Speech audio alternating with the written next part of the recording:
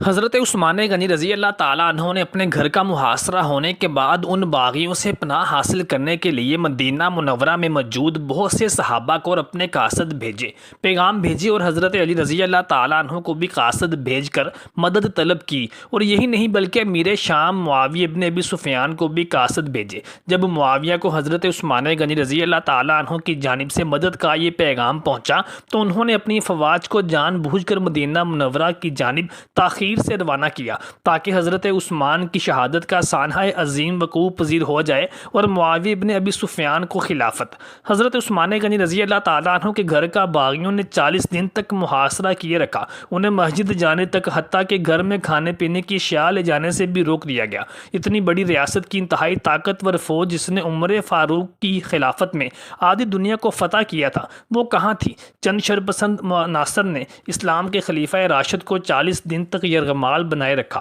اور صحابہ کرام کی وہ جاں باز فوج ان کو روک نہ سکی۔ اس مشکل اور پرآشوب وقت میں رسول اللہ صلی اللہ علیہ وسلم کے تربیت یافتہ صحابہ کہاں تھے؟ کیا اس وقت صحابہ کرام اکثریت میں نہیں تھے؟ تاریخ پر نظر ڈالنے سے یہ بات واضح ہو جاتی ہے کہ باغی مدینہ پر اس طرح سے قابض نہیں تھے کہ صحابہ کرام اور حضرت عثمان غنی رضی اللہ تعالیٰ عنہ کے حامی بالکل بے بس ہو جاتے، بلکہ شہادت عثمان کے وقت مدینہ میں حضرت عثمان غنی رضی اللہ تعالیٰ عنہ کے حامی صحابہ کرام اور تابعین اور عام مسلمان بڑی تعداد میں موجود تھے۔ وہ آپ کا دفاع بطریق احسن کرنے کی صلاحیت بھی رکھتے تھے اور انہوں نے آپ کا دفاع کرنے کی بھرپور کوشش بھی کی تھی، لیکن باغیوں کے خلاف اسباب قتال مہیا ہونے کے باوجود حضرت عثمان غنی رضی اللہ تعالیٰ عنہ نے تمام لوگوں کو بذات خود باغیوں سے قتال کرنے سے سختی سے منع فرما دیا تھا، اور حضرت عثمان غنی کو موقف یہ تھا کہ کسی کلمہ گو مسلمان پر تلوار اٹھانے کو وہ گوارا نہیں کرتے تھے اور فرماتے تھے کہ قتال کی اجازت دینے کی صورت میں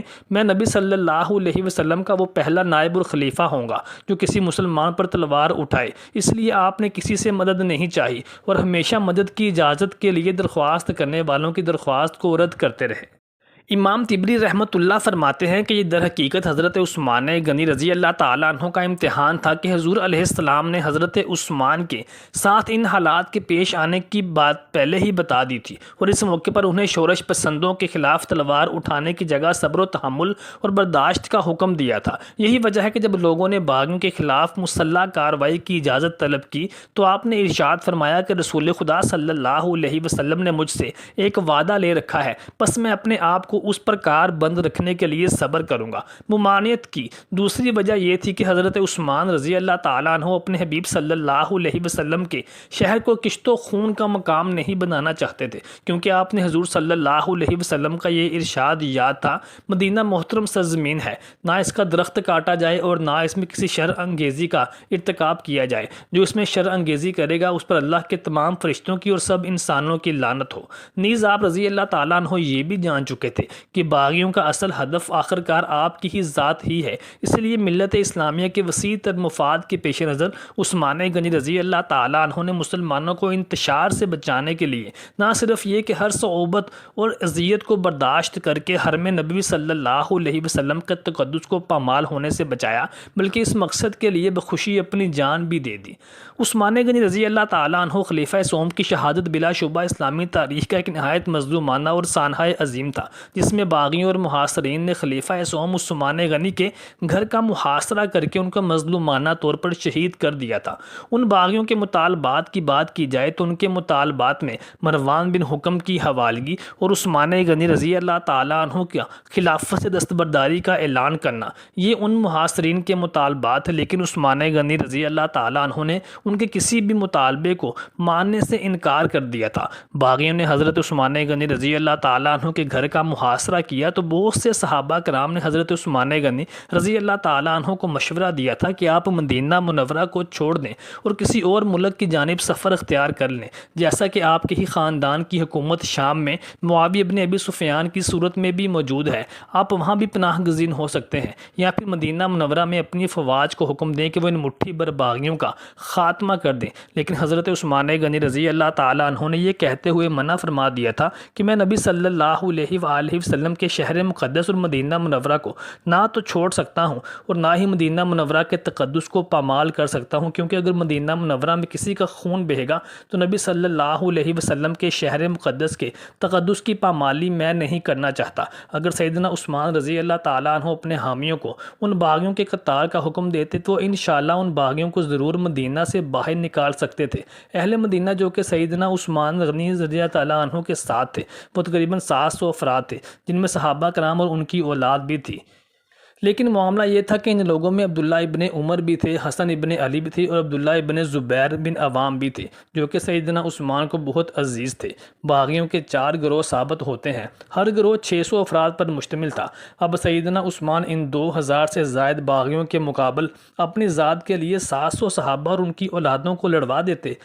اور باغی اگر ہار بھی جاتے تو کتنا خون بہتا۔ چنانچہ سیدنا عثمان غنی نے شہادت قبول کی لیکن خون نہ بہنے دیا۔ کچھ شیعہ مؤاخذ معاویہ ابن ابی سفیان کو بھی قتل عثمان غنی میں ملوث قرار دیتے ہیں۔ اس کی دلیل میں ایک روایت پیش کرتے ہیں کہ ابن وہب نے عزرہ بن لمحہ ضیاء یزید بن حبیب سے روایت کیا ہے کہ عبداللہ بن سعد بن ابی سرحہ جو کہ عثمان غنی رضی اللہ تعالیٰ عنہ کے رضائی بھائی تھے، انہوں نے سیدنا عثمان غنی رضی اللہ تعالیٰ عنہ کی شہادت کے بعد شام اور کوفہ کو چھوڑ دیا تھا اور اسقلان میں رہنے لگے تھے اور معاویہ کے ساتھ رہنا پسند نہ کیا، اور کہتے تھے کہ میں اس شخص کے ساتھ یعنی معاویہ کے ساتھ نہیں رہوں گا جس کے بارے میں مجھے معلوم ہے کہ وہ عثمان غنی رضی اللہ تعالیٰ عنہ کے قتل کا خواہاں تھا۔ پھر وہ اسقلان میں ہی وفات پا گئے۔ معاویہ ابن ابی سفیان کو شہادت عثمان غنی میں ملوث ہونے کی دلیل میں شیعہ مؤاخذ ایک اور روایت بھی بیان کرتے ہیں کہ حضرت عثمان غنی رضی اللہ تعالیٰ عنہ نے جہاں دیگر صحابہ کرام کو اور حضرت علی رضی اللہ تعالیٰ عنہ کو اپنی مدد کے لیے قاصد بھیجے تھے،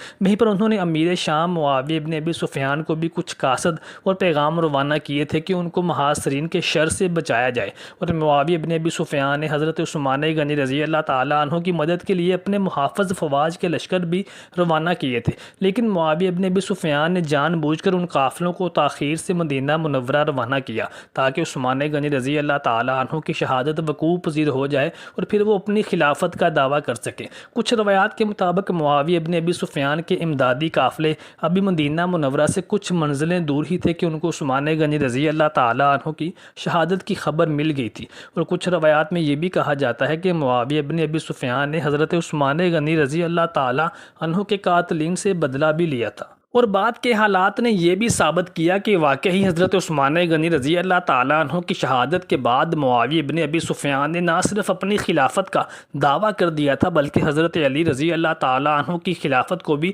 جھٹلا دیا تھا، اور نہ صرف ان کی بیعت کرنے سے انکار کیا تھا بلکہ حضرت علی رضی اللہ تعالیٰ عنہ کے خلاف ایک محاذ بھی کھڑا کر دیا تھا، اور جنگ صفین کے مقام پر حضرت علی اور معاویہ کی افواج ایک دوسرے کے مد مقابل ہوئیں۔ شہادت عثمان غنی رضی اللہ تعالیٰ عنہ کے بعد جب حضرت علی خلیفہ منتخب ہوئے تو حضرت علی نے امیر شام معاویہ سے بھی اپنی بیعت طلب کی، مگر معاویہ ابن ابی سفیان نے حضرت علی رضی اللہ تعالیٰ عنہ کی بیعت کو یہ کہہ کر قبول کرنے سے انکار کر دیا کہ پہلے قاتلین عثمان غنی کو گرفتار کر کے ان سے قصاص لیا جائے اور ان سے عثمان غنی کی شہادت کا بدلہ لیا جائے، پھر آپ کی بیعت کے بارے میں سوچا جائے گا۔ حضرت علی کو ایک خط معاویہ نے تحریر کیا تھا کہ یا تو قاتلین عثمان غنی سے خود قصاص لو یا انہیں ہمارے حوالے کر دو کہ ہم قصاص لیں، ایسا ہوا تو ہم سے زیادہ کوئی تمہاری بیعت میں سبقت نہ کرے گا اور نہ تمہارے ساتھیوں کے لیے ہمارے پاس تلوار ہے۔ اسی کے ساتھ لکھا کہ پس بقسم خدا جس کے سوا کوئی اللہ نہیں، ہم قاتلین عثمان غنی کو پہاڑوں میں، مٹی میں، خشکی میں، تری میں، ہر جگہ تلاش کریں گے حتیٰ کہ انہیں قتل کر دیں گے۔ معاویہ ابن ابی سفیان نے اس پہاڑ کے مقام پر ان اشخاص کو قید کیے رکھا تھا جن پر وہ قابو پا لیتے تھے اور قتل عثمان ابن عفان میں مہتمم ہوتے تھے۔ اسی پہاڑی مقام پر جہاں قید خانہ بنوایا تھا، عبد الرحمن بن عدیس البلبی نے جب اپنے جرم قتل عثمان کا اعتراف کیا تو قتل کر دیا گیا۔